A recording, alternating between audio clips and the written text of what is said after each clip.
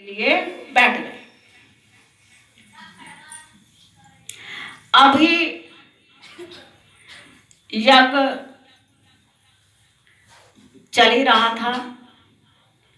कुछ दिन राम जी इधर उधर रहे, थोड़े बहुत निशान आ जाते थे, मार देते थे, हिरणों से खेलने लगे, कोयल से बात करने लगे। समय बीत गया। समय बीत रहा है तो यज्ञ पूर्ण हो गया। जब तक कुछ महीने में यज्ञ भी पूर्ण हो गया, 1-2 महीने में जब भी पूरा होगा, अवधि तो कुछ लिखी नहीं है इसमें। विश्वामित्र बड़े प्रसन्न है, महाराज यज्ञ पूरा हो गया। महाराज हमारे मम्मी पापा माता पिता याद कर रहे होंगे कि हाँ मुझे खुद चिंता है, चलो तुम्हें लेके चलता हूँ। उन्हें लेके जाने की तैयारी चल रही थी, इतने में मिथिलेश की चिट्ठी आ गई। राजा जनक की चिट्ठी आ गई। और चिट्ठी कैसे आई, उसमें क्या लिखा था उस चिट्ठी में, वो चिट्ठी पढ़कर आपको सुनाना बड़ी जरूरी है। बहुत सुंदर चिट्ठी। देखो, रिश्तेदारों को निमंत्रण दो। अब मंगलाचार की चिट्ठी थी, वैसे तो सीधा स्वयंवर की चिट्ठी थी। देखो, माँ को निमंत्रण दो, पिता को निमंत्रण दो, शैली कुछ और होती है। रिश्तेदार को निमंत्रण दो, 2-4 बार टेलीफोन भी किए जाते हैं। कुछ लोगों को बहन बुआ बेटी को लेने भी जाना पड़ता है।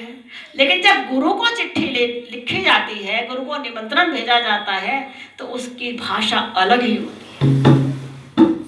तो राजा जनक की भाषा अलग थी, गुरु को निमंत्रण दिया जा रहा है। निमंत्रण पहले क्यों नहीं आया? स्वयंवर पूरे 1 साल तक चला, 1 साल से ज्यादा तक। अब की बार लास्ट स्वयंवर था। अब तक तो विश्वामित्र को चिट्ठी नहीं आई थी, लेकिन जनक जी के गुरु जी थे शतानंद जी। शतानंद जी ने आकर के कहा जनक को, महाराज मैं बड़ा प्रसन्न हूँ। जनक जी कहने, मैं भी देख रहा हूँ चेहरे पे बड़ी रौनक है, आज क्या बात है? रोज तो दुखी दुखी आते हो अपनी माँ के आश्रम से। गुरु जी, मैंने सुना है विश्वामित्र का जो यज्ञ था 12 साल से पूरा नहीं हो रहा था, चंद दिनों में यज्ञ पूरा हो गया। तो यज्ञ पूरा कैसे हो गया? उनका यज्ञ तो निशाचर पूरा नहीं करने देते थे, यज्ञ पूरा कैसे हो गया? महाराज पता नहीं क्या बात है, ताड़का भी मारी गई, मारीच भी मारा गया, सुबाहु भी मारा गया, मारीचों को दूर भगा दिया। किसी ने बताया उनके साथ कोई शक्ति है, इसलिए उनका यज्ञ पूरा हो गया। तो महाराज इतना शांत प्रदेश वो हो गया। मैंने ये ऋषियों की जुबानी बात सुन ली, तो कोई परम शक्ति उनके साथ है, या फिर हो सकता है उनके अंदर ही कुछ ऐसी करामात घट गई हो, हिंसा भी ना गई हो, निशाचर मार दिए गए हो। तो जनक जी कहने लगे, हाँ विश्वामित्र का तपो तेज तो बहुत बड़ा है, और अब तो यज्ञ भी कर लिया, आप बता रहे हो।